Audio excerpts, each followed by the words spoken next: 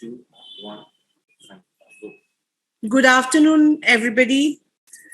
Welcome you all to the fourth edition of BCC&I Step Forward, a power session on happiness as a growth quotient. Before we formally begin the program, we would like to thank our partners. We would first of all like to thank Woodland Specialty Hospital Limited and the chairperson of this committee, Dr. Rupali Basu, for her constant support. We would like to thank our Royal Aging partner, Jagriti Dham, an initiative of Infinity Group. We would also like to thank our digital media partner, My Kolkata, the Telegraph Online. For the ease and smooth flow of the program, we would like to request all our participants to join through the Bengal Chamber Facebook and YouTube channel. And our panelists and our committee members have joined through Zoom. Any question which you want to put forward, please put it in the chat box so that we can address it during the question answer session. Ladies and gentlemen, my dear friends, on behalf of the Bengal Chamber of Commerce and Industry, it gives me immense pleasure to welcome you all to our fourth edition of BCC&I Step Forward, a power session on happiness as a growth quotient, ideated by the Lifestyle Committee of the Bengal Chamber of Commerce and Industry, aiming towards good life and happy living. We are very much thankful to Ms. Diya Jaiswal, founder, Empowerful, and Mr. Ronindo Das, Head Marketing and Corporate Communication, Infinity Group, for agreeing to be our speakers of this session and address us on the essentiality of happiness as a growth quotient. Their inspiring talk shall be really valuable for us because we believe that happiness is not a destination. It is a state of emotional well-being that a person experiences as a positive evaluations of one's life and accomplishments. This session would therefore focus on bringing about a transformative approach on how much to attain true happiness. Ladies and gentlemen, without further ado, I would now like to introduce our first speaker of the session, Ms. Diya Jaiswal. Ms. Diya Jaiswal is the founder of Empowerful. She is a certified life coach, happiness coach, NLP practitioner counselor. Ms. Jaiswal is an alumni of Loreto House, Kolkata, and La Martiniere for Girls, Kolkata, and an economic honors graduate from Lady Shri Ram College, Delhi. She began her career as a corporate investment banker with ANZ Grindlads Bank and worked with them for 9 years. Motherhood came with its own challenges, and she changed career path, chose to wear the entrepreneurial hat for a better work-life balance, and run a successful art gallery for many years. Ms. Jaiswal is a certified happiness coach, counselor, life coach, NLP practitioner. She describes herself as work in progress and consistently does not enhancement certification to upgrade her knowledge levels to stay absolutely dynamic. So once we start talking about Diya Jaiswal, it never ends. We are very much thankful that she has agreed to give us a glimpses of happiness. Without further ado, I would request Diya to please take it over. Thank you, Sukanya. Thank you for your beautiful introduction. And a very warm welcome to all of you who have joined us here today. As Sukanya has said, happiness is the meaning of life, the purpose of life, and the whole aim of life. The best part is that it is within us all, and yet we are constantly looking for happiness, looking for that key to unlock, looking for someone who can switch on that light bulb for us, because it is the world's oldest pursuit, yours and mine too. So let me begin today by taking us all back to our childhood. The sentence, "and they lived happily ever after. Do you remember this sentence? I'm sure you do. It is very familiar to all, and it brings back many happy childhood memories because it is the last line of fairy tales like Cinderella and Snow White and so many more stories that you and me have so loved to read throughout our childhood. And this happy ending, as we call it, has always given us a big happy smile on our faces. Therefore, it is not our fault that our mind is conditioned to believe that someday we too, like the characters in these stories, will reach a point where we will find happiness. Time passes, we grow up, but we continue on this pursuit of seeking happiness. Happiness becomes the goal of our life. But like Sukanya also said in her introduction, we need to remember happiness is not a goal. It is not your final destination. It is created within ourselves. And there is a science to it, which shows us that by practicing certain daily activities, we can experience happiness and live our life with fulfillment and success and achieve our goals. Now, as a society, we are all now coming out of the pandemic phase and adjusting to life in the new normal. We have together gone through a very difficult and challenging time in human history, and our stresses and our worries seem to have multiplied and compounded. A new study done in June 2022, as recent as that, in the US, shows us that 45% of people have not felt true happiness in these last 2 years, and 25% don't know or have forgotten what it means to be truly happy. Moreover, if you do a simple keyword search on Google for the word happiness, you will find that almost 1 million people do the same thing and search for ways to be happy on Google every single month. Happiness is one of the most Googled words today. This is because happiness impacts every aspect of our life, our relationships, our well being, productivity, career, overall success, health, even how long we're going to live. So, I feel that our minds, they are like Velcro for negativity and like a Teflon for positivity.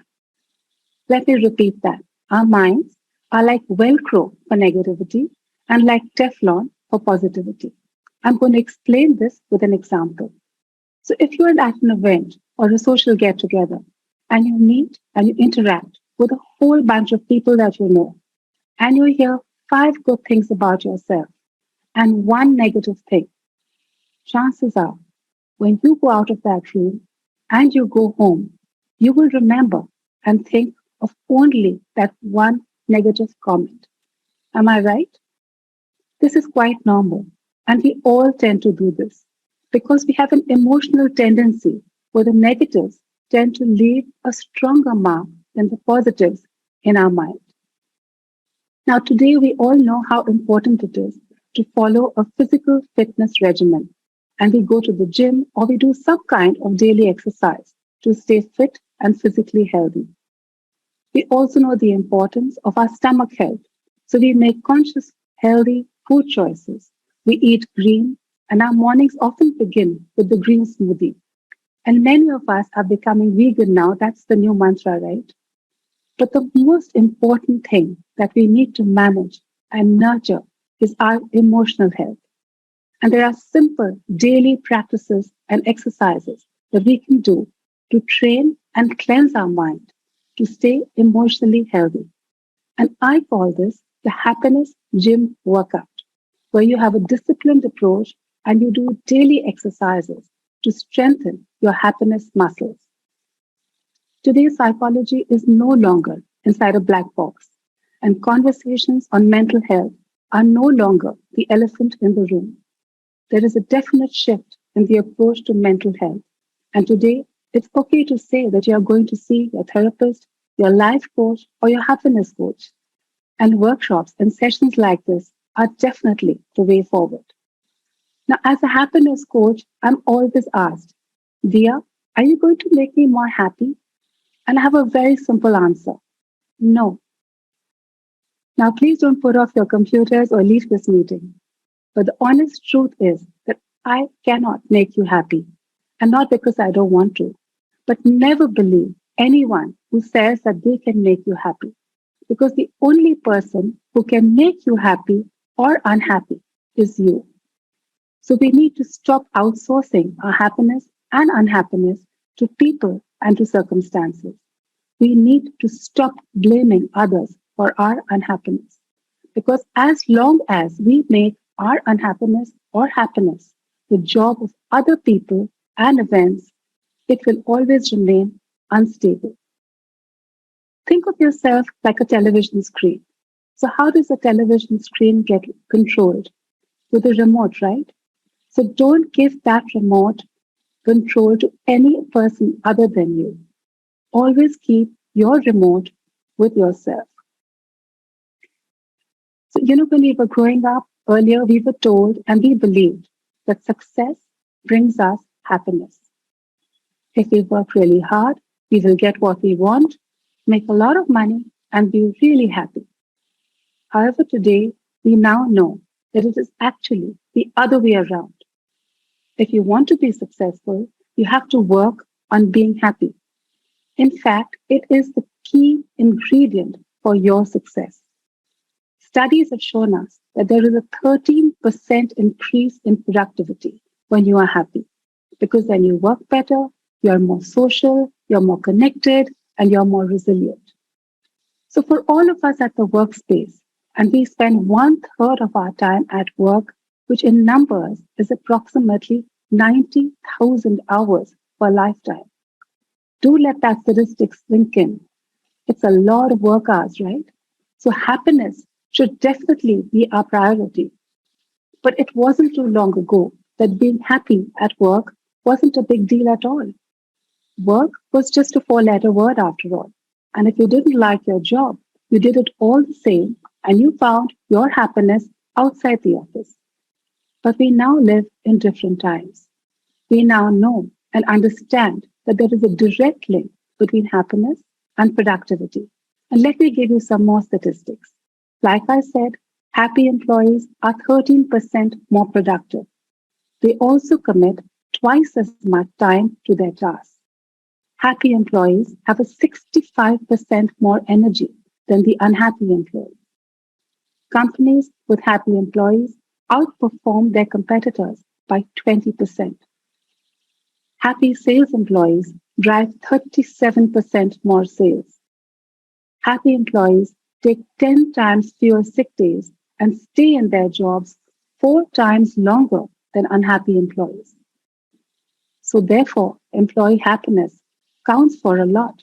And clearly, having happy employees isn't just a bonus, it is now a necessity for every successful workplace. Because as you can see, production, motivation, dedication, and retention all depend on it. That is why happiness is the new corporate currency. And we've all reached a point like today where we are here together, formally recognizing the currency of happiness as a growth quotient. Many of the business leaders and the entrepreneurs that I meet are skeptic about this happiness concept. And they often point out to me and say, everyone in my office looks very happy. So, how does my organization understand and identify the need to focus on this aspect? My answer to this is companies are not usually able to identify that they are facing a happiness challenge. Instead, companies typically observe and identify that they are facing growth related challenges. But do remember that growth related challenges can be resolved with tools that focus on improving your employee happiness. And this is irrespective of whichever sector you might belong to. Because at the end of the day, it's humans who run your systems. And when they are happier, they're going to work better, perform better, and sort out the bottlenecks. So when I speak about benefits of incorporating happiness in your company agenda, I actually mean focusing on the people agenda in your organization. Because when they are empowered and happy, they will transform and work collaboratively well together. Employee happiness should therefore be a top priority for every business and not just an afterthought. So, how do we, as happiness coaches, implement happiness at your workplace? It's a very scientific and carefully curated process and tailor made for each organization according to their specific requirements and structure. I'm going to show you a slide now to give you an idea of the broad outlines on which we work to build this framework. Can you please show the slide? As you can see, it's a cycle and there are 4 steps to the cycle. The first step is to measure, then define, then live, and then sustain. So by measure, what do I mean? We do a happiness audit for the current mood of the organization through a set of surveys, questionnaires, and conversation. This helps to understand where the organization is at currently. The next stage is to define. Based on your company's values, manifesto, and ideology, one must define the core values, cultures, and beliefs, and then break it down into behaviors to ensure that the behaviors give you the results that you want in your workplace. The next stage is live. Here, what we do is we design tools for the required initiatives based on the behaviors. And then we launch the initiatives for the organization and we ask the organization to start to live that initiative. At this stage, it is important to perform checks and balances and make any adjustments if needed. The fourth step is sustain. Once a system is working, it is important to monitor whether the organization is sustaining the system and maximizing benefits. So overall, the implementation of this model successfully creates a culture of positivity in the organization. I do want to point out here that while happiness among employees is not going to insulate you against all problems, it will definitely reduce how many you face because you are getting the very best from your people. Can we please remove the slide? So what do I mean when I speak about happiness at work? It is often linked to nice office facilities, swanky office chambers, fancy layouts of free food, perhaps a game room with a ping pong table. It's also linked to having flexible working hours or to social events, both in person and virtual, where colleagues have fun with each other. All these initiatives are very important, but happiness at work is much, much deeper than this. Let me explain. So when I conduct my corporate trainings and I ask my participants to think of and share a great experience that they have recently had at work, one that made them really happy, and ask them for the reason for that. Trust me, the answer is never playing ping pong or the fancy free food. It's quite the opposite. Most of the experiences that they share are task related. Our participants explain to me how they are using their strengths to either fix a complex work issue or make progress in a task or a project, or how they have successfully fulfilled a company objective and contributed positively to some mission at work. So this shows us that happiness at work is a state of emotional well-being, and this can be fully achieved as a direct result of unleashing and utilizing our talents and our skills at work and will get us fantastic results. Can I show the next slide, please? As you can see in this slide, happy employees perform better, are more engaged with work, get better results, and will be more loyal to the organization. Also, when you get results using your strengths, you are happier. So it's like a beautiful circle and cycle. And now this process has been adopted by many companies globally. This is especially true for the new generations, the millennials and the Gen Z, or as they are now called, the centennials. Together, these two segments form a significant percentage of our workforce, and happiness and job content is very much a priority for them. Therefore, we need to have policies in place to make our employees happy with the content of their work so that they can perform at their optimum best and help us to achieve our growth targets. Can we remove the slide, please? A very successful tool to achieve this workplace happiness is the tool of job crafting, where you let people do more of what makes them happy. In other words, you let people craft their own job. This allows people to showcase and exhibit their own skills in the workplace. Professor Amy Resniski of Yale University has done a study on this, and she shows us that the one common trait in the happiest people in organizations is that they had all modified, tweaked, and shaped their jobs to make it more meaningful so they could use their talents better. Now, please note that by job crafting, I don't mean that you only do the tasks that you like. Not at all. We all have a job description and responsibilities to accomplish. So we have to work within the framework and really sculpt our job, modify some tasks, and use our own individual talents more. You can start right from the top, from the CEO, and follow this process all the way through your employee roster. As a leader, you must give yourself permission to do more of what makes you happy. Not only will you feel better, you will lead by example. Remember, happiness is contagious. And when people do what makes them happy, amazing things happen.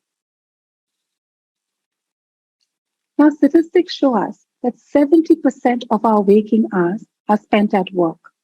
And that's a huge amount of time. So it should definitely be the best part of our lives, right? Now, how can we do that?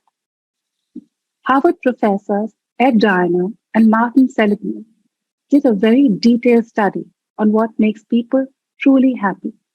And their conclusion was social connections. They emphasize that strong social connections are by far the greatest predictor of happiness, more than any other factor. And similarly, in another very interesting study done by the global analytics firm Gallup, they found close work friendships boost employee satisfaction by 50%.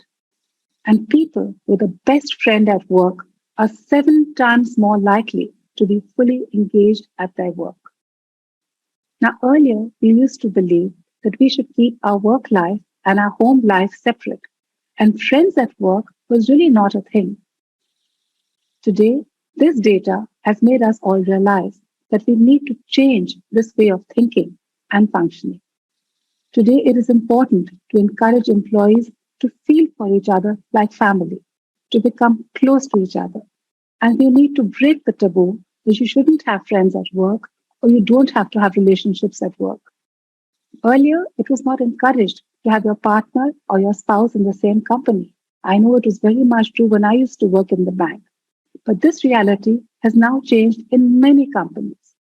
So as organizations, we need to focus on fostering our bonds among other people and improve our happiness quotient at the workplace.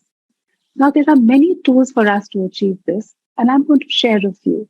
We do the typical company dashboard, the college boards, the sharing of photos on the company portals, the gratitude wall, and they're all very effective. But I want to show 4 more tools to all of you today. So the first tool I want to speak about is installing a bell on each floor, which I call the bell of awesomeness.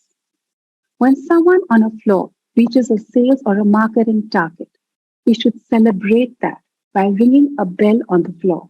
So everyone on the floor shares in the happiness of success. The other thing we can do is install a green bulb on each floor. Green is the color for peace and calm. So whenever a manager or a supervisor notices that there is a situation of stress and anxiety building up, perhaps there's a difficult project deadline that's coming up, switch on this green bulb. This will indicate that we all on the shop floor need to calm down. We need to take a pause, 60 seconds of deep breath, and get back to work. This shows that as an organization, we appreciate and we notice the efforts of what our colleagues are going through. We are sharing their emotion of stress. My third suggestion is the Culture Day. India is a land of such diversity in culture, and each one is so beautiful, so unique, and so colorful.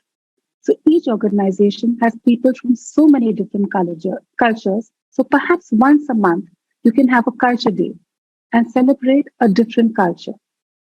Give them a budget, let them organize some food and dance and music. Now, these culture days, they help to create the social network within the company, like a social cohesion. And the ripple effect of this is that people connect very well with each other. These close connections improve then the team members' individual performance as well as the group performance. It reduces group conflict, creates more cooperation, and therefore greater overall performance in all the tasks. Now, I've met some senior management and they've debated with me on the opportunity cost of giving 2 work hours once a month for a social event. And my point to them and to all of you today is if you give 2 hours, please know that you're not wasting 2 hours of your working cycle. Instead, you're consciously building strong employee connections and bonding. And like I said before, strong social connections lead to people loving their job more, and you will have higher retentions, better performance, your surpassing of your growth targets, building your brand goodwill. So there are only pluses as you can see. Can I show the next slide, please? So my fourth tool is based on the premise of frequent appreciation. Appreciation and validation are key ingredients for an environment of work happiness. And as Richard Branson says, like flowers flourish on water, people flourish on praise. So you have to praise frequently. And I'm referring here to genuine, honest praise. And I want to share an example of how this works. The company Facebook did a very simple and extremely successful exercise based on this concept for 21 days and had fabulous results. Each employee was asked to spend the first 2 minutes of their day and send a note of appreciation, a single positive email to a colleague praising or thanking them for something they had done the previous day that had a positive impact on them. It could be something as simple as thanking them for help on a particular task, or something more meaningful along the lines of thanking them for being their confidant or support at work, or just saying thank you for covering for me when I had so much work yesterday. Anything true, anything genuine, anything from the heart. This simple action works as a double whammy for happiness. The person receiving the email is, of course, very happy. And the person who is sending the email and providing praise to somebody else, once you do this for 3 days, you start getting addicted to praising someone else because it makes you feel amazing about yourself too. And the real benefits happen after 21 days when the social connection scores multiply in the organization. And there is a significant impact both on the organization as a whole and your growth potential. Can we remove the slide? This success story that I just shared has made waves and was brought to the attention of the president of the nationwide insurance company in the United States. Now, he was a numbers guy and he used to believe that happiness research was fluff. However, he did get convinced when he looked at the result numbers of companies who had had success with this program. And so he reluctantly implemented this intervention. Once this was done, it was so powerful. A nationwide insurance company had a 50% rise in revenue and a 237% rise in application rates for people who were applying to join them. Google flew out to understand what they were doing right. So do remember, it's the simple tools that work. We don't need to make things very complicated. As we've discussed today, happiness doesn't happen by accident. There is a science to it, and using it will give you a significant competitive advantage. It is a choice you make, but it requires effort from us, both at the individual level and at the leadership and corporate level. As leaders, it is not just a moral obligation, it is a business obligation too, to make sure that the people on our team are in a positive state. And do remember that happiness is a core and basic value. And how do you inculcate a value in someone else? Let's start up the family model. How does a child learn values? Yes, we teach them. But isn't it more about what they observe about us as parents and elders? They observe the values that we are living, and that's how they learn their core values. It's the same in a company. So, to all of you who are here today, make happiness your value, make it your choice. Lead and live by example. We speak a lot now about COVID being an infectious disease and other different contagious infections. Do remember, smiles, positivity, happiness, and optimism is actually contagious. Thank you for your time, and I wish each and every one of you the best on your individual and collective journeys with happiness. Thank you.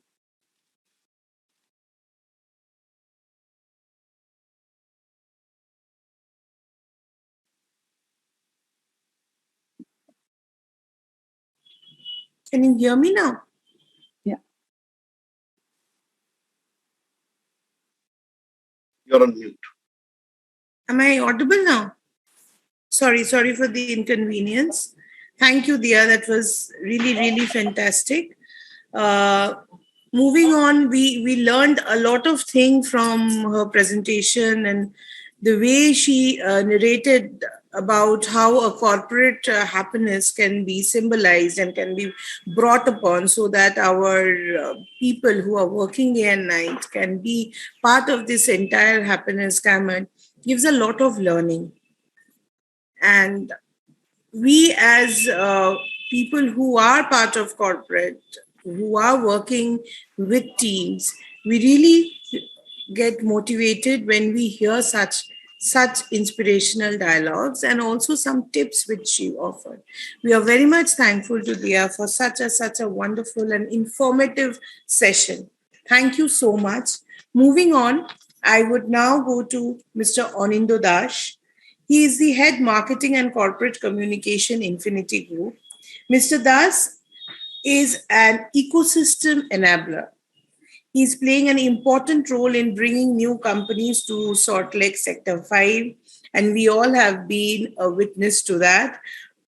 Companies like Mindtree, Gensar, L&T Infotech, Prestige, TTK, BSH, and so on and so forth. Numbers just add when it comes to Onindo. Here he has added as much into the corporate kitty. Currently, he's heading the marketing and corporate communications of Infinity Group. He is associated with Vidya Bharati Akhil Bharatiya Shiksha Sansthan and Sri Aurobindo Society. Onindo has been working with the Chamber Fraternity and Chamber with Bengal Chamber for quite a long time, and we have time and again come up to him with different kind of approaches, and he has always been with us. He and Infinity Group is doing something which is really wonderful, and I would now request Onindo to take it over and please share with us what happiness means to Infinity Group. Yeah. Thank you, Shukonna. Thank you, Dia. I thank the Chamber for conceptualizing such a wonderful program.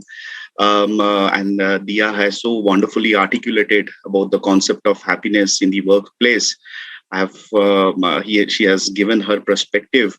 So I'll just take 3 more minutes to add on to whatever she has said. Yes, true that we all have been chasing after happiness, and yet 99% have failed to attain it fully. It's a misconception that only those who are outwardly living, active, they're fit, earning well, with loads of materials, they are only enjoying happiness.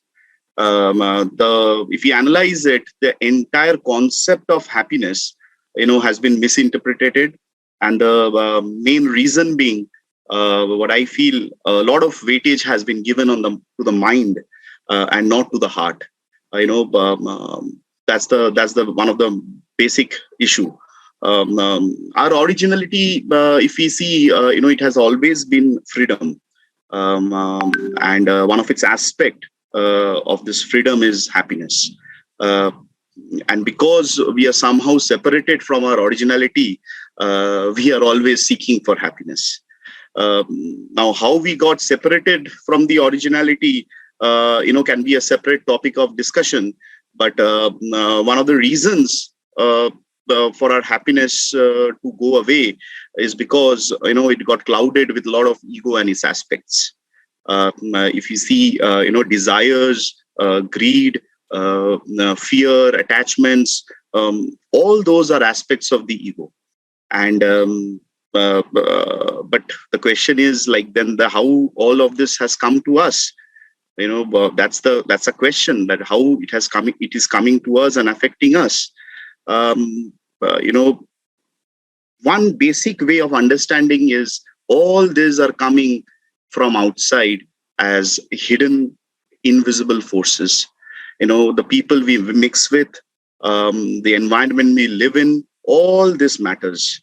And these hidden forces, they enter, they clog us, and they sit in our subconscious plane, layer after layer. And the moment they get an opportunity, it gets triggered. It triggers the mind, the vital, and the body, and then all those kind of depression and the unhappiness aspect comes in. So basically, what we are seeking as items of happiness, maybe all are those agents of this hidden adverse forces which are attacking us and creating those layers after layer. Now, if you see the senior citizen community as well, and if we analyze it, they each and every day they have been fed from various channels that the senior citizens are irrelevant, they are burdened, they are sick, and they are retired, and all this mental clogging making the senior citizens more lonely, and they are under fear. And that is the biggest problem which we are seeing in the senior citizen community. So there are two cents, for the senior citizens. I would like to say that, happiness is always, as Dia was saying, it is always within you. Second point is, let's be more conscious, let's be more aware, and let's be more vigilant to reject those forces which are coming from outside, or those which are sitting inside. We need to uproot it. And the third aspect is, get involved in activities which helps you to progress consciously. By saying this, I would like to tell that Infinity is coming up with it's a very different kind of project called Jagriti Dham, meant for the senior citizens. We are launching it in the month of October. It's outside the main city, a little bit in the Syrian outskirt at the Diamond Harbour Road. The idea is, the project is a symbol of happiness.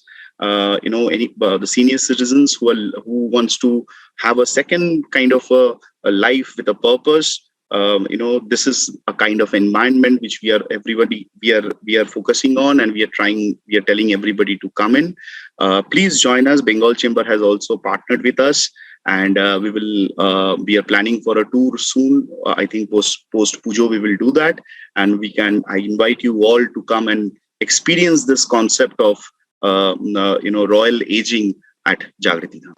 Thank you so much.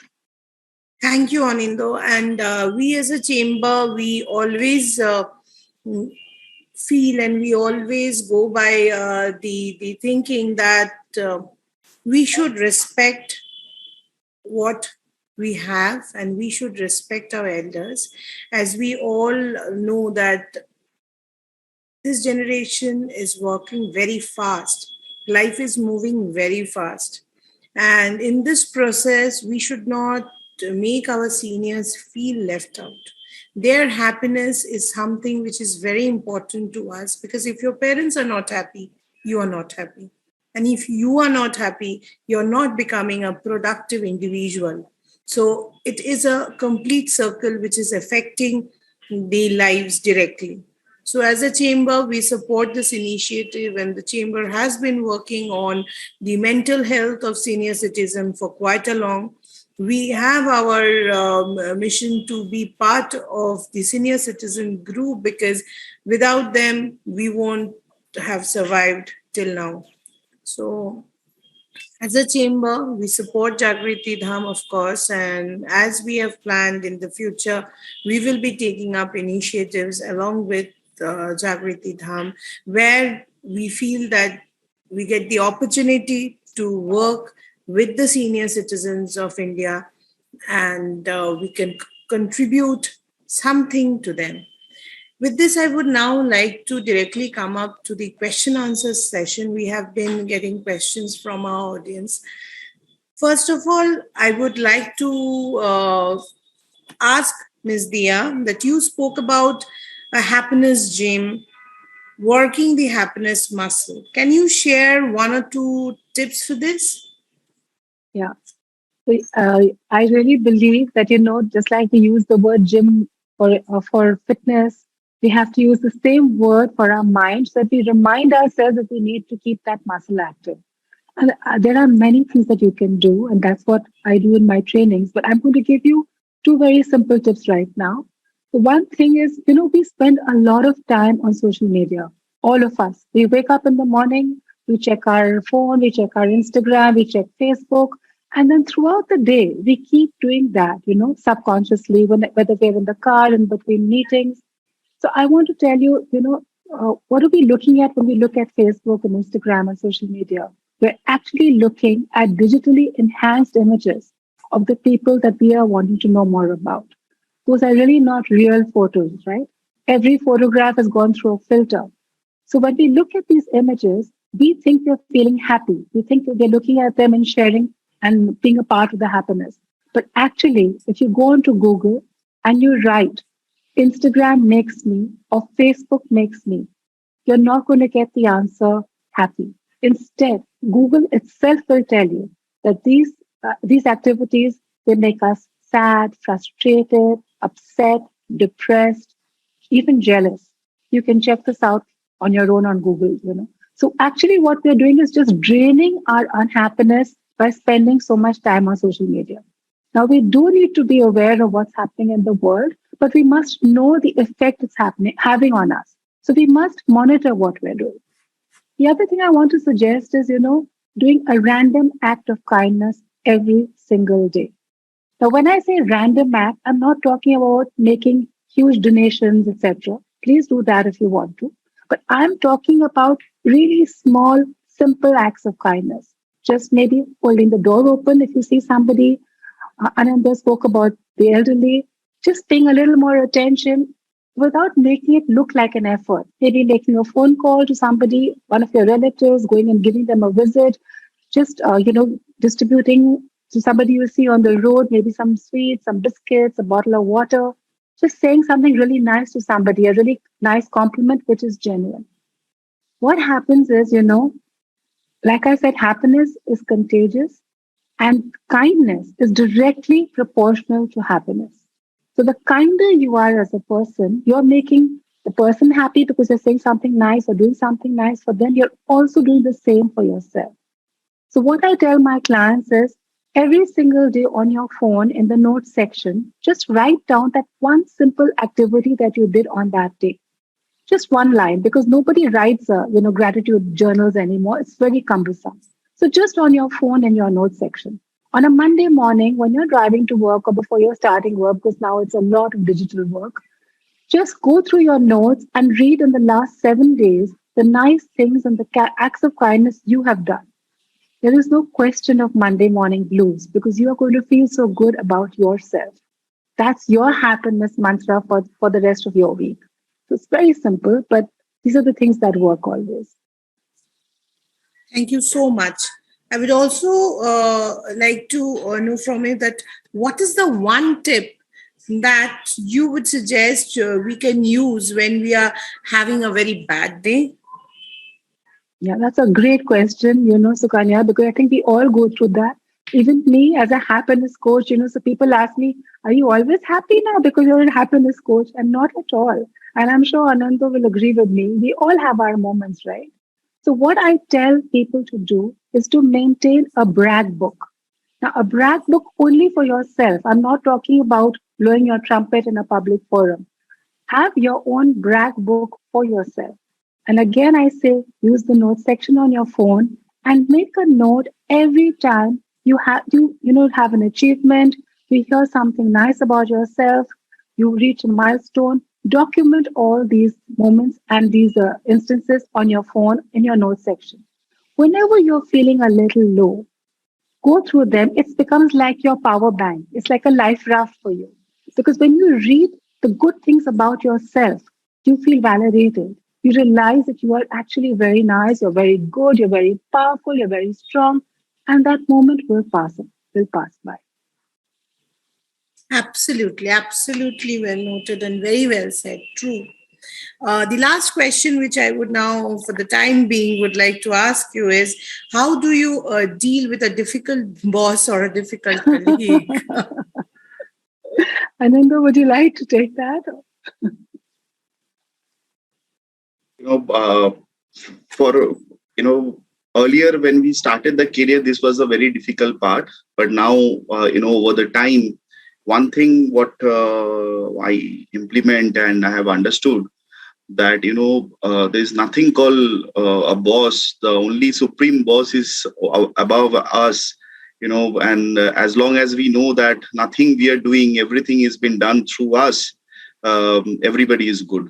Everybody is, can we can gel along and we can unite and move along. The That's moment nice. that individuality part is coming up, the ego sense is coming, then those differences come up, and then we focus more on that individual, the holistic picture we forget. So again, as I said, the originality has to be restored. As long as we keep restoring the originality, there will be more unity, and that's how we can progress each and every day. That's true. And I also want to add to what you're saying, Ananda. So, what I tell, this is a very common problem because I also work as a life coach and I have a lot of clients who come to me. And this is a really common problem, especially with the slightly younger people who are not so senior, maybe. So, what Right. I tell all of them, and I'll just put it in very brief, and since Sukanya did ask the question. Sukanya, what I suggest is, firstly, put yourself in the shoes of your boss to try and understand why are they behaving in that particular manner. Maybe they have a lot of deadlines, a lot of pressure on them. Maybe they have a really difficult boss too. That's one thing. Secondly, look at yourself to understand maybe you could be doing something wrong too. It's so easy for all of us to blame everyone else. Look within. Maybe the problem is possibly with you too. These are the first basic steps. If these are not going to solve your problem, then don't gossip about it. Don't start talking to other colleagues and telling them that, my boss did this and my boss did that, because, Chinese whispers works in every organization.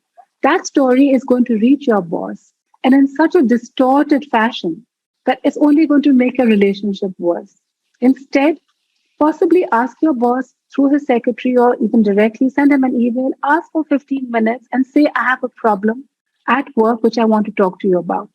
Take it, up front and go and discuss with your boss. Write the points down before you go. Anyway, when you start writing the reasons you're upset with somebody, you'll suddenly realize that out of the 50 things that you thought were wrong, maybe only 5 are genuinely wrong. When you start reading what you write, you realize many of them are not so significant. So go with those 5 significant things to your boss and try and sort it out across the table. Today, like Ananda said, they're all very open to conversation. If that doesn't work too, go to the HR in your office with that same set of problems. I'm sure they'll be able to help you out. Today, the HR is very, very open to conversations, open to being there. Earlier, we used to resist going to the HR because we used to believe that they're just the ears and the eyes of the senior management, and they're not interested in our problems. But that's not true anymore. They're well trained. They know how to take care of their employees. So there are many options for you. Absolutely, Dia. As my experience and my boss says that transparency and communication are the two Absolutely. verticals It's key. which Yes, makes any employee relationship strengthen, and that's what we follow: transparency and communication. And we know that we absolutely. can reach to our bosses at any time, 24 by 7, whenever we need. So that's Fantastic. fantastically answered by you. Now coming to Anindo. Anindo, like we know, adapting to age-related changes is vital to successfully do the aging process and also to go through the well-being process.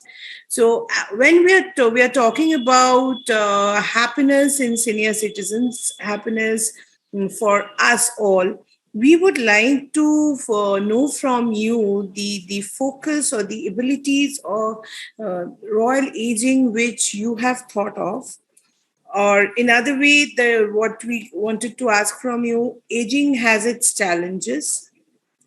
So can you give us the features that are focused in Jagriti Dham, which introduces aging in a different way to Okay. our senior citizen group? Yeah, for Jagritita, when we conceptualized, when we thought that okay, this will not be a typical, Vidhashram kind of a center. So this is not a Vidhashram. It is a center where the senior citizens are, firstly, they are empowered to take the decision. It is not like their children will, it's a burden and they will keep their parents over here. No, every day we are dealing with senior citizens from different parts of the world who has got Bengal Connect. They're so empowered. They they want to, with like-minded people, they want to spend their rest of their life. That is something, a change which we are seeing, and that is and the entire center has been built keeping that in mind. That's number one. Number two, we are not saying leave everything and come. There can be, for certain periods of certain years of their time, they can stay in this particular community and again go back to their permanent residence, kind of a thing. Third, as I said in my talk also, the environment plays a very important role, because every day if you see the senior citizens in the news channel, in the serials, they are already been fed that they are retiring. There is nothing called retirement. That is something which we are also promoting, that age is not the is just a numbered age. There is nothing called after certain age you cannot do anything. So the activities we are planning up in that particular center, where with the youth, that the youth and the senior citizens, if the both the energies combine, there can be remarkable things in the society. We can do remarkable work in the society, and only through work, the progress can happen. And work, as from a point of view, karma yoga point of view, not from my I'm doing a work and my ego is going up, my desire, I'm doing some social work, my desire is going up. It is not like that. The entire concept, the center has been, we are building the center in such a way that all this kind of, we can call it an education, will be imparted, so that all those things which has been done in the past can be relearned again, and a new life, can be led from hereafter. Keeping all those things, all those small aspects are very important for the senior citizens, and that's how we are shaping it up. Great. Like it is like respecting the legacy and creating another legacy and another run for the Right. these You know, young. they must have lost their confidence. So we are just telling them, okay, boss, you are not irrelevant. You are important. So That's very important yes, to giving them a work mission and giving them the small joys and pleasures of life which make them feel important. And right. as we Anindo say that respect the old when you are young. Yes. So, what do you think? What should be the role of the young people in making the old people feel confident, and how Jagriti Dham has planned involving the young people to hold the hands of the old people and getting them in a better shape? See what if you see we in the entire team of this Jagriti Dham, it's only the young people who are our chairman has told us that let the youth drive the entire thing. So when we are talking to the senior citizens, they are also feeling a kind of they're feeling that yes, the youth of Bengal also has a responsibility towards the senior citizens. So in all our approaches, like whenever we are talking to the different senior citizens, it's the young people who are talking, and they are also understanding it. Initially, they had a kind of a blockage, but now they're understanding that okay, they're feeling very happy also that the youth of Bengal is coming forward, thinking about the senior citizens of Bengal. So all the programs and the entire project has been driven by youth within Infinity. That's how we have planned it. Absolutely great, because as we also as a chamber, we feel that we should come up and we should hold the hands of the people who are more experienced, like we don't call them aged or old, rather they are rich in experiences and help us in redrafting or rerouting ourselves always. They are coming to you. I would like to know, what do you feel like, what should be the role of young people be to make the senior people be happy, and how important happiness is as a quotient for the senior people? You know, such a great question because I also take care of my mother and my mother-in-law. And I think the most important thing that we need to teach young people and also remind ourselves every time is that we need to make them feel important. Not that we're just taking care of them. That's not at all the idea. They must feel wanted, they must feel relevant. So, whatever you can do to keep them relevant, and young children need to be taught this value from literally from the time they're taught anything. You know, I think the values to take care of family, the value to respect elders, the love for your country, these are very simple values, but very, very important. And I think all children need to have these basic values in place. And then you build on them with stories and with different things, through school. And so as you grew into adulthood, that's what happened with me. It was taught to me as a value. And I believe that that's why I carry this legacy forward in my family. And I hope I've done it successfully for my children too. And I really believe, and I urge all parents always, please teach this as a value to your children to take care of the people at home and respect them and make them feel relevant. That's very important. Taking care is not just calling the doctor and getting the medicines organized. That is our duty. But there is a different thing. You have to make them feel wanted too. Absolutely. And as I mentioned in the very beginning, that happiness is like a circle.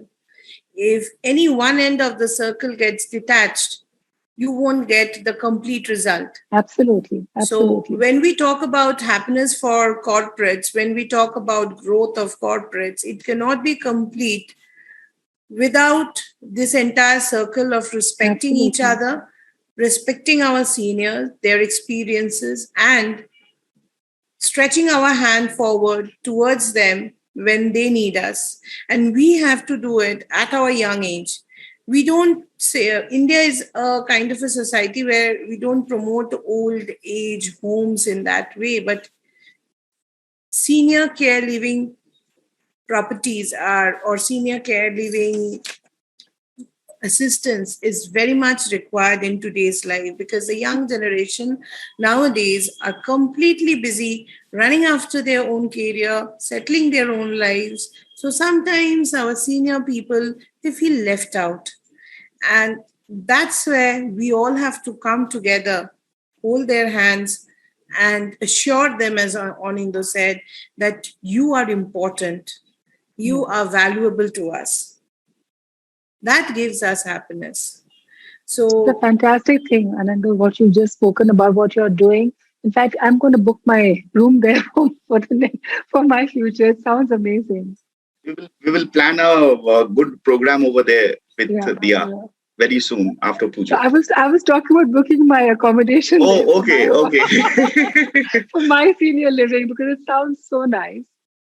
absolutely, and as a chamber, as I said, we this today's discussion, I think, was absolutely phenomenal. Like, we started from young age, where people are in corporate, running after their career, building their careers, tasting the success, and then slowly coming to an age where they need to taste their life in a different way. They need to enjoy their life. And it is at that time their happiness gets counted. So in that process, the young people needs to come up, give some time, hold their hands, and gain happiness for themselves, so that they can again contribute back to the society. So with this, I think today's session was was a very fantastic and encouraging session for us. Hopefully, all of you must have enjoyed a lot, and we are very much thankful to Dia as well as Onindo for sharing their views and making us feel that how important happiness is, and what is the value of happiness. Happiness cannot be bought, happiness cannot be taken from somebody, happiness cannot be booked. It has to be achieved, and one can achieve happiness through himself or herself, by herself, right? So you have to be happy to gain happiness. With this, I would like to now give a formal vote of thanks on behalf of the chamber to you all. Ladies and gentlemen, it is such an honor for us to get the opportunity to thank our distinguished panelists, valued delegates, and guests and members of the media.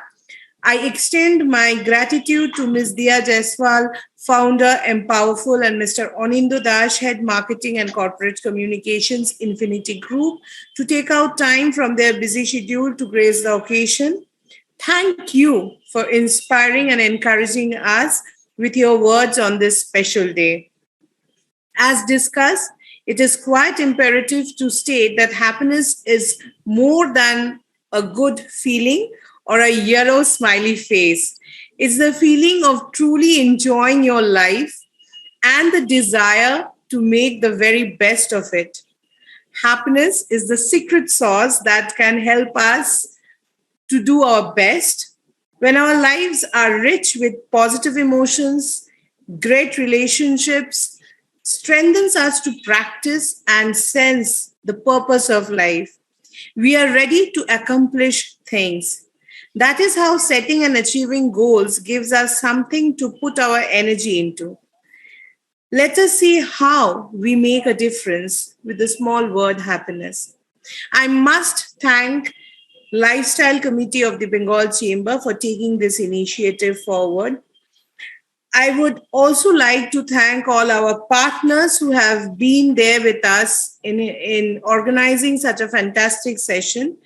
Once again, our thanks to Woodlands Multispeciality Hospital Limited, Infinity Group, and My Telegraph, the Telegraph Online.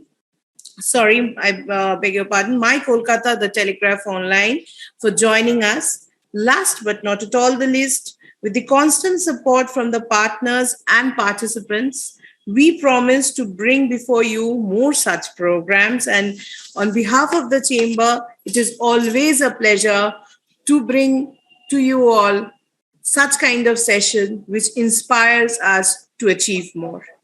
With that, I would like to thank you all and wish you all a very good evening. Bye-bye.